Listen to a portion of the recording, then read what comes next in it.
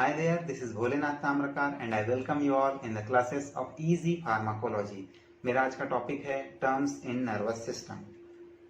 Nervous system कुछ specific cell का बना हुआ है जो स्टार जैसे दिखते हैं। इस स्टार जैसे स्ट्रक्चर के एजेस पर कुछ ट्री जैसा ग्रो करता है और इस ट्री लाइक स्ट्रक्चर को कहते हैं डेंड्रॉन और वहां से बना एक वर्ड डेंड्राइट।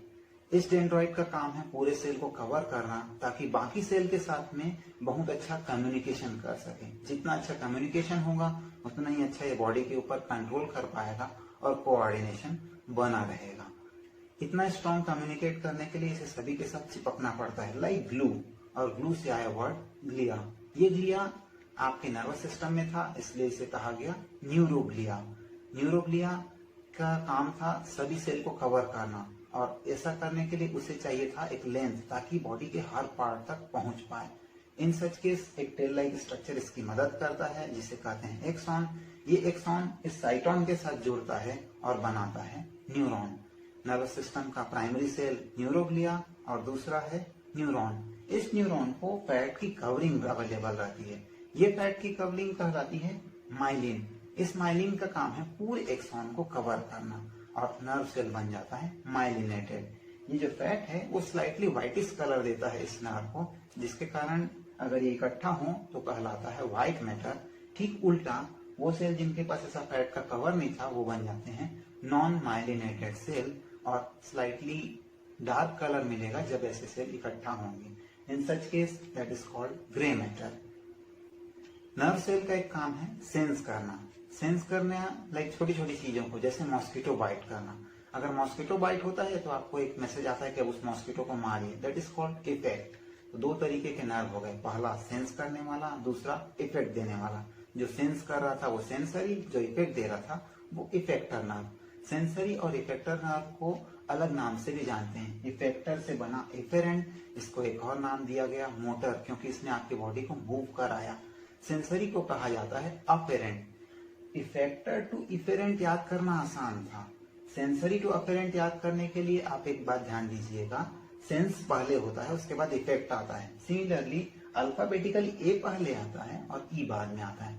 अपेरेंट नर्व पहले अपना काम करेंगे उसके बाद इफेरेंट अपना काम करेगा। क्या आपके साथ कभी ऐसा हुआ है कि आप सब्जी काटने बैठे थे और उसके बीच में एक मॉस्किटो ने बाइट किया तो सेंसरी और इफेक्टर के इफेक्ट के कारण आपने मच्छर को मारते मारते अपना हाथ काट दिया? कभी नहीं होता, क्योंकि इस सेंसरी और इफेक्टर नर्व के बीच में आता है एक पार्ट जिसे कहते हैं एनालाइज करना। वो छोटी छोटी बातों को कैलकुलेट करता है इनके बीच में। बीच के लिए वर्ड है इंटर। तो ऐसे काम करने के लिए आया नर्व इंटर न्यूरॉन। तीन टाइप के न्यूरॉन आपके पास हो गया अभी, पहला सेंसरी, दूसरा इंटर न्यूरॉन, तीसरा इफेक्टर न्यूरॉन। और मैसेज भी इसी पार्ट में मूव करता है।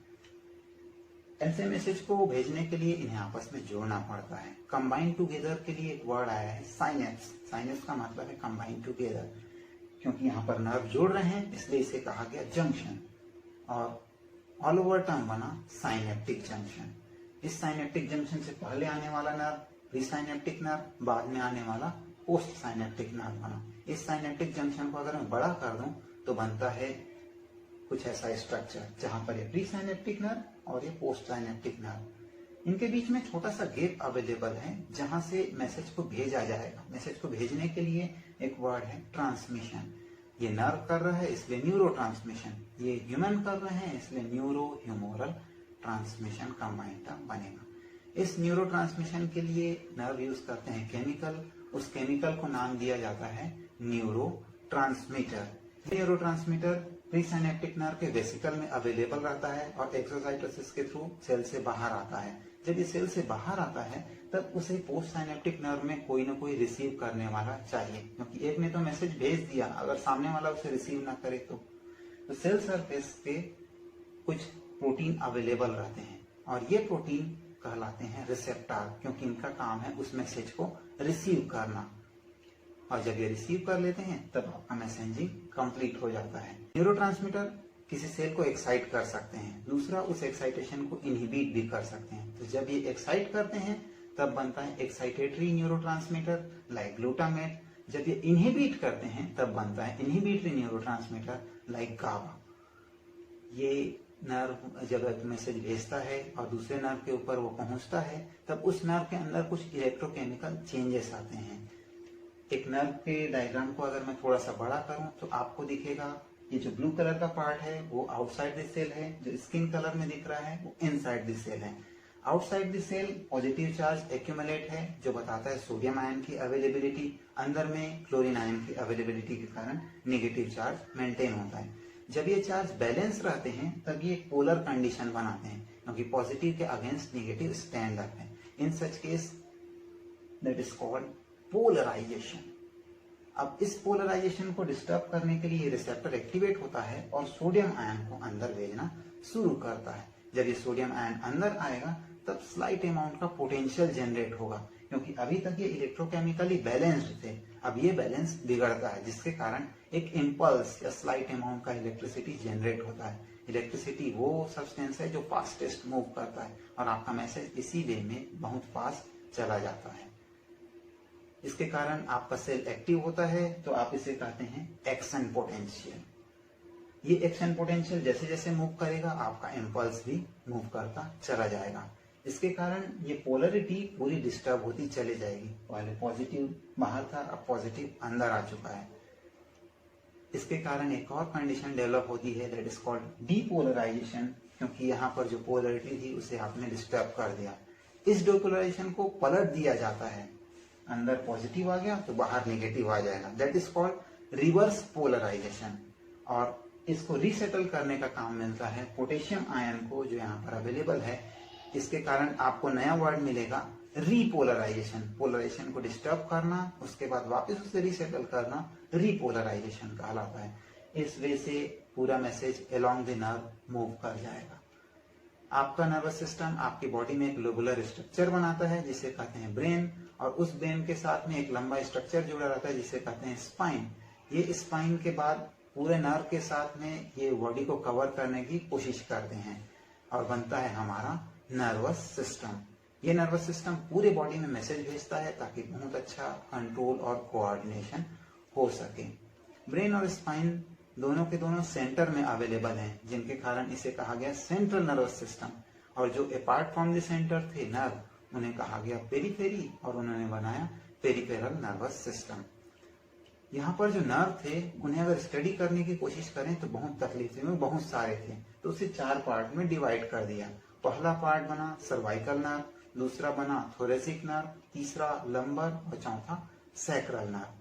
इन्हें अगर एक साथ लिख दूं और लिखने के बाद उन्हें काउंट करना स्टार्ट करूं तो सर्वाइकल के पास 8 नर्व के पेयर थे, तो C1 to 8 उसे लेबल कर दिया। सिमिलरली थोरेसिक का था 12, तो T1 to T12, लंबर का L1 to L5, सैक्रल का S1 to S5।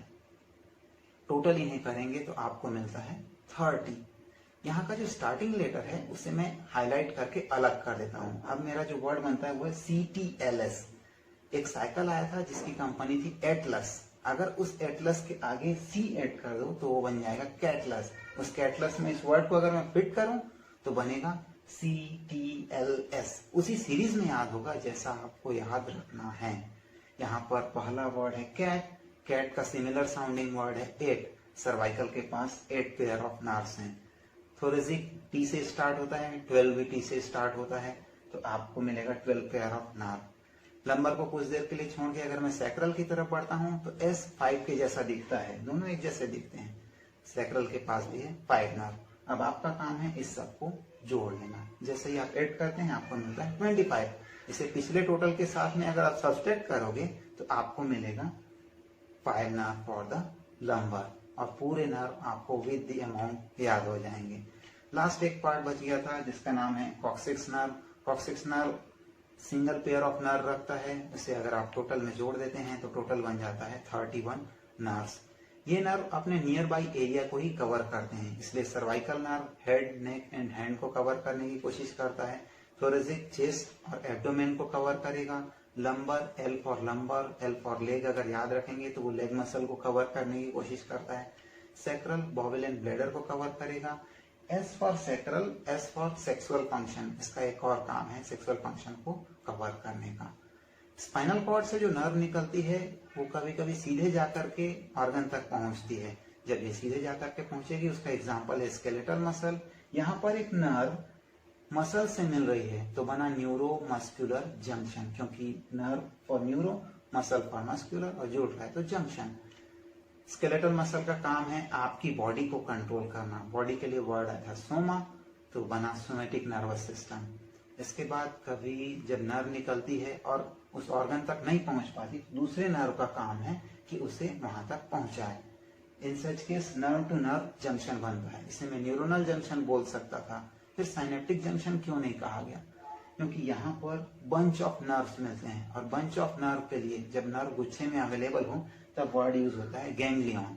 गैंग्लियन के कारण ये बना गैंग्लियोनिक जंक्शन। और गैंग्लियोनिक जंक्शन से पहले आने वाला नर्व प्री गैंग्लियोनिक नर्व, बाद में आने वाला post ganglionic nerve. Post ganglionic nerve smooth muscle, heart और ग्लैंड्स को कवर करते हैं, जो आपके हिसाब से नहीं चलते।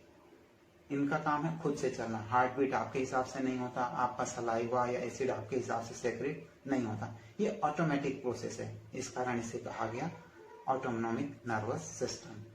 ये था नर्व का कहानी जो सेल से स्टार्ट हुआ था और सेल पे आके खत्म हुआ। इस पूरे वीडियो में आपने मोर देन 50 वर्ड्स कवर किए। इस वीडियो को बनाने में मेरी मदद की mister Khemkaran Ahirwar sir and mister Parag Jain sir ने। I am thank to them. इस वीडियो को स्पॉन्सर करता है ओम गिफ्टीज। Thank you for watching me. Please like, share and subscribe it for more videos. Thank you.